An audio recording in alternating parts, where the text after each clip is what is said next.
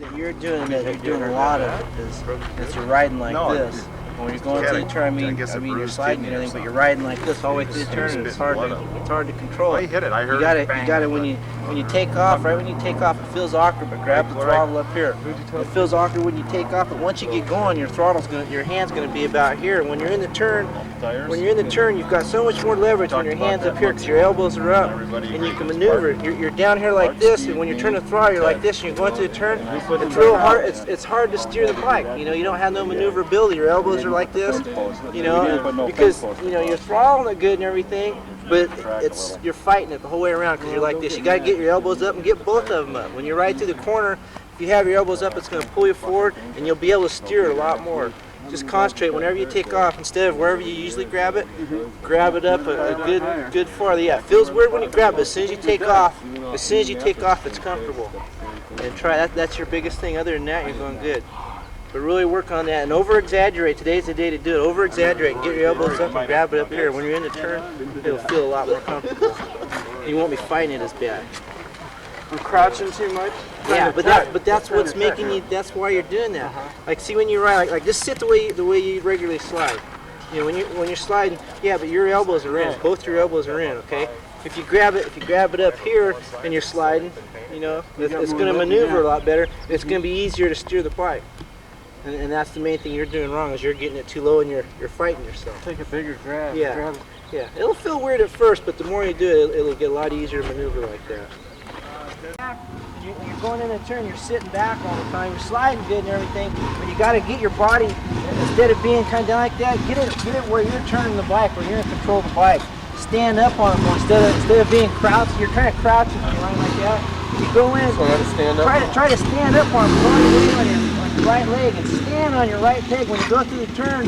You know this is your pivot point right here, and you keep all your weight down low. When you're sitting back like this, your bike's kind of wanting to drive. You got to get up farther forward on and throw your weight, you know, on your right peg. Make it turn. You're riding the corners. You're kind of following the corners around because it's not turning to get you pointed in. Halfway through the turn, you should have it where you're sideways enough where your bike's pointing toward the pole. You know, and it keeps you your bike's trying to drive you toward the pole instead of trying to hook up and drive you to the outside. Which is what it's doing. That's what it's doing. You're going good, but it keeps trying to pull you to the outside towards the wall coming out of the turn. Okay, so you gotta go into the turn instead of sitting back like this. Stand farther forward, put all your weight on this, and get it turned around a little more in the turn. Get it more sideways. Get it more sideways. It's going to point toward the inside of the track. Coming out, still be going. Drive. Okay. The ideal situation is to make the longest straightaway you can. You go into the turn, you drive it in, you try to turn as sharp and as quick as you can and make a longer straightaway out of it going down the back straightaway. You know what I mean? So you get a little more sideways, you bring the bike around so the bike's pointing toward the inside of the track. To do that, you got to stand up and pivot on it. Right? So do I want to try and keep it when I'm coming out of the turn? I want to try and keep it in close to the pole. As soon as you go into the turn, you got to get a little more aggressive. When you go into the turn, you got to start getting it turned around. So by the middle of the track, you're already turned and pointing. Don't wait till you're in the middle of the turn. Yeah, when you're going in, your transition, you get a little more aggressive and get it turned around. But you know, you got to get farther forward on it. That's the idea of bringing the rear end around. Yeah, get it farther forward on it. Right. Yeah, because you're just crouched too much. You're not pivoting on your peg. You got to get it up and make the bike turn and turn it harder. You know, you're riding it good, but it's going to make it easier. It's not going to want to drive to the outside of the track and get it turned. Okay, I'll try. That's what I'm here for. Just listen in. Yeah. All right. Your biggest thing is you got to get off the seat. You're going into the turn. You're going into the turn, and you're sitting down too much when you're going in. So when you're riding the bike, it's feeling all the bumps, and you're sliding on top of it instead of getting the traction. You got to go in and get off the seat. Put all your weight on your peg. This peg's obviously bent. It's got. If you can, try to get it down. Plus, you're big, you're gonna need it down. But when you're riding it, get all your weight off the seat. You're going in and you're sitting down, and all the way through the turn, you're sitting down and sliding. You know. You got to get up, get forward a little bit, put your weight on the peg, and then the turn, instead of it just skimming and sliding on the dirt, it's going to be wanting to bite because all the weight's down low. And that's your biggest thing, is you're sitting down too much. You got to get it up. And I would definitely try to, you know, if you can, get this bent down. Soft enough to where well, you know how yours is bent back. It's bent. Okay. You can loosen this all up and kick it forward, or get a hickey bend and then tighten it back up.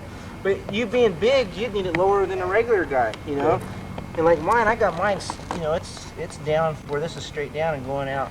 And that's a lot more comfortable. And you being bigger than me, it's got to be even harder for you because your legs is too high up in the air for how long your legs are. Okay. But concentrate on getting up more, put your weight on your foot peg, and don't sit on the seat so much. Okay. And that's the main thing. On the seat coming out of the corners? Coming out of the corners, you can put back, but your weight should be on your leg, not on your ass. See, when you come out, when you're sitting down, when you're driving, your weight should still be on your leg the whole time, not on your butt. And you know that's a real common thing everyone's doing. They go through turn, they sit down and ride it. You know, 'cause that's flat track style and everything, which is fine. But to get the traction on these things, you got to get the weight as low as you can. That's the peg. Okay. So stand on the peg. You got to do you're riding your bike back too far. You're going, it keeps hooking up, and it's wanting to carry you wide. What you got to do is get up on it, ride forward more. You don't have to stand up, but get up and put all your weight right here and stand on it when you're going in. You're sitting back like this, sliding it, and it's hooking up too much because your weight's too far back. When you go into a turn, exaggerate, get up forward and put all your weight on the peg, and you got to mellow your throttle hand out a little bit. You're too aggressive on it. You got to smooth it out. But I think if you get farther forward on it, it'll come around easier instead of hooking up and driving on you. Okay. Get it so your rear wheel will spin. Get up on it. What kind of tire pressure you got in this? About 14. Too much. You should have about 8 or 9 as little as you are. I used to be running around 8 pounds or so. Getting down there. But try that. Like I said, put a lot more weight on your foot peg and sit farther forward. So it's more.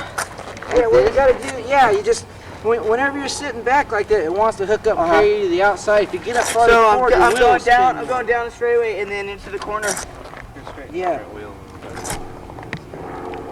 Yeah, because what you're doing, you're actually, it might feel different, but you're riding back here a little ways. You're sitting kind of back. So it should be almost up here, the front foot. Yeah, well what you want to do is you want to have your nuts forward. You want to have your body weight forward so your weight's off the rear wheel in the middle of the turn. Then coming out of the turn, you can move back and hook up. But you're not turning it around enough, you know, and you're hitting all these bumps and they're hooking you up because you're too far back. If you're farther forward, you can steer more and you got that much more control. Okay. Yeah, I think that tire pressure will help you too, because it's just too rough a ride. This is all that hard.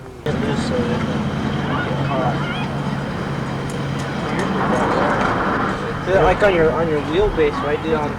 As far as your length of your wheelbase, whenever I run my bikes, like if the track's deep and it's tacky and it's just hooking up on you and it's wanting to hook up too much, you start out now like the beginning of the night. Last night it was real deep, and everyone's having problems with it hooking up too much. You run a little longer wheelbase, it's not so grabby, it doesn't hook up and try to run you out into the wall.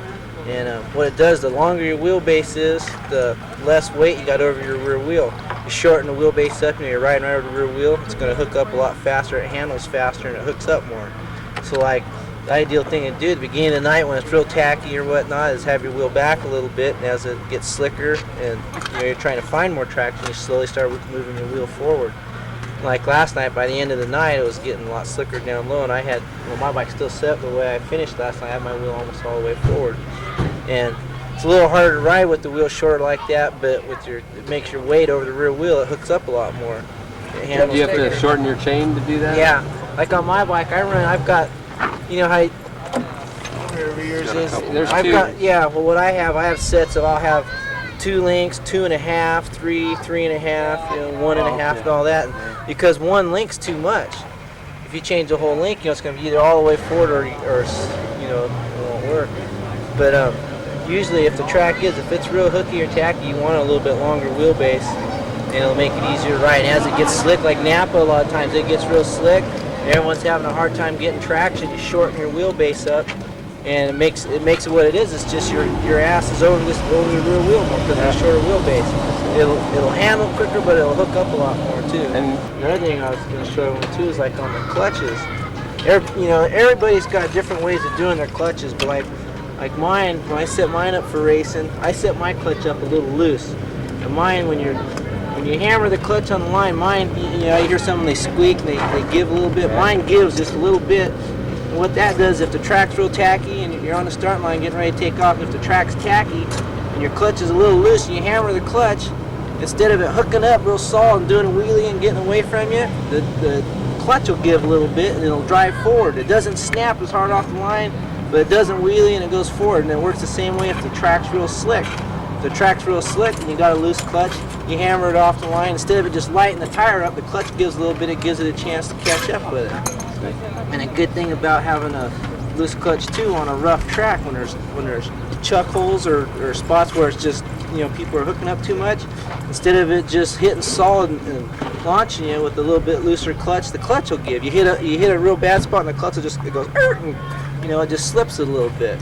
Right, you hear? Yeah, and the way you tell if your clutch is adjusted right, as far as running it a little loose like I do, is every time I come in, the first thing I do when I come in is you feel your clutch, and if it's real hot where, you know, it almost hurts your hand, it's too loose, it's slipping too much. You want it where you come in and it's just warm. It's nice warm. You can hold your hand on it, doesn't hurt your hand.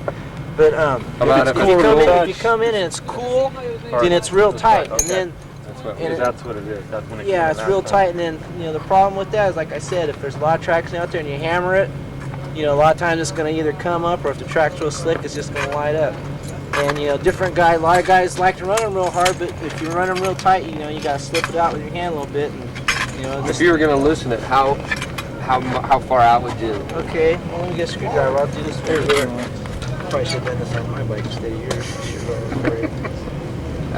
It was cold when we came in, and we were going to ask somebody about that. Yeah, no.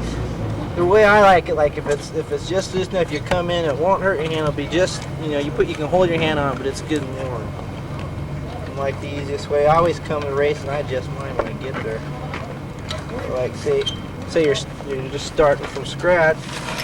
First thing I do is get it where how it's wobbling there. Find all the high spots and tighten the high spots up and get it straight.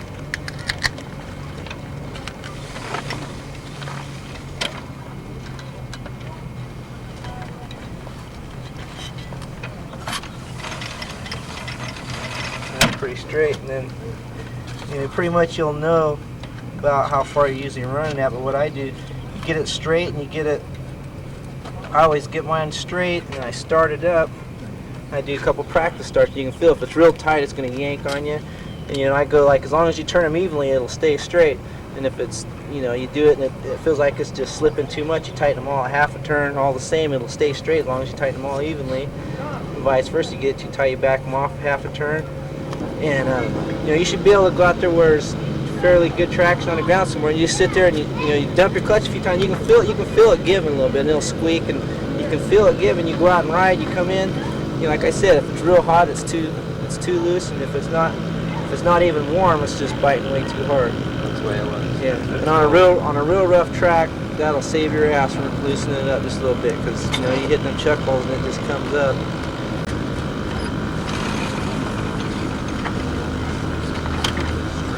And I always lean the bike over so all the plates are, you know, rest on the side, so that all you watch is you watch your plate against your basket. What you want to do before you go out, just start it up, bump it off, and, you know, and try it, and you can feel if it's grabbing too hard. You know, as long as once you got straightened out, if you turn them evenly the same way, it'll all work out. And on these tires, everyone was asking me about the tires. A good rule of thumb, like I'm about 160 pounds, and I run, like on the, say, the Pirellis, I run usually around between 8 to 10 pounds. I'm 160 pounds. Someone that's heavier, like say you're 180 or so, you should go up a couple pounds. You know, run maybe 12 pounds. The lowest I go is, on mine, the lowest I run is down to about 7 pounds. Some real light guys can run a little lighter, but you get any lighter, you know, any lower air pressure than that, you start having a problem with getting flat tires. Even with 8, 9 pounds, every now and then I've rolled them right off the rim and get flat. You know, that's your suspension. You've got a little over an inch in the front end, and your rear end, that's, you know, all your flex, and your suspension is your tire and your frame flex. And so you don't want, if you have any more than 15 pounds in it, that's too much. You know, 12, 13 is max for these kind of tires. One of the things I always do is when you go up to the line, instead of just pulling up the line, you know, I always go about 10 feet back from the line, and I always sit on the seat. I sit up forward and do a couple burnouts. And yeah, it's really important when you sit on the seat. Like, you sit way back on the seat, it's going to grab a whole lot more than you're sitting on the front. And it really makes a difference. What I always do when I go up to the line, as I go up to the line, I'll do a burnout. If it's spinning just a little too much, I sit back a little more and do another one. Just, you know, just little burnouts, and you can feel where it's going to grab the most, instead of just pulling up to the line, not really knowing what's going on, but get a feel for it. And, you know, all these things is just little things, but it really makes a difference. If the track's tack and you go up and you're always sitting in one spot and you sit back here, it could just, you know, wheelie out from under you. So things like that's good to pay attention to. You know, scratch races, you know, starts everything. That's the most important thing of the whole race. And the tapes, like these tapes here, they're loose. And so, you know, as far as the start, if you're really technical on it, what I always do is I watch toward the sides of the tape, the sliders, because that thing sags quite a bit. If you're watching the middle of the tapes go up, you know, the sides are going to be up before the tops, you know, even halfway up there. So a good thing to do is whenever you're on the line, you know, kind of watch off to the side where the tape's tight. You know, go, it's not much, but it's that little bit more that'll help you out. You know, it works the same with handicap. To start every inch helps.